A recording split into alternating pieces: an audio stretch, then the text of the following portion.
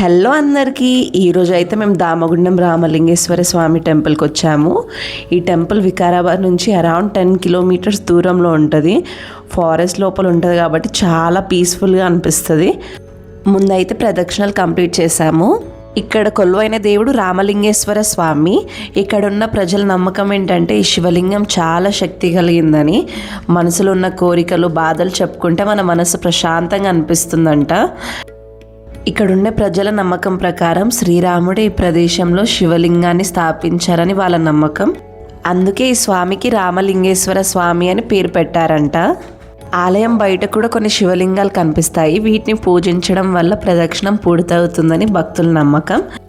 ఇక్కడ హనుమాన్ స్వామి కూడా ఉన్నారు. శివభక్తులకి రక్షుడిగా హనుమాన్ స్వామిని పూజిస్తారు.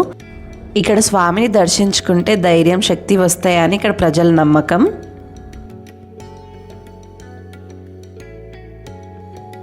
ఇప్పుడు మీరు చూస్తున్నారు కదా, ఆలయం బయట నీళ్ళ మధ్యలో శివలింగం ఉంటుంది.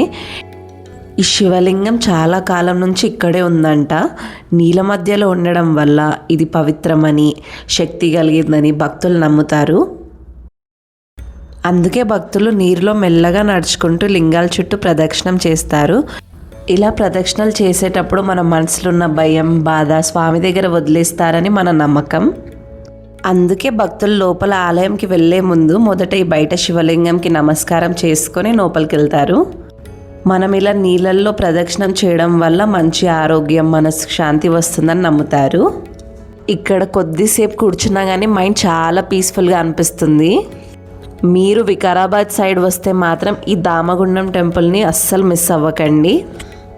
వీడియో నచ్చితే లైక్ చేయండి, షేర్ చేయండి. ఇలాంటి పీస్ఫుల్ ప్లేసెస్ కోసం ఛానల్ని సబ్స్క్రైబ్ చేయండి.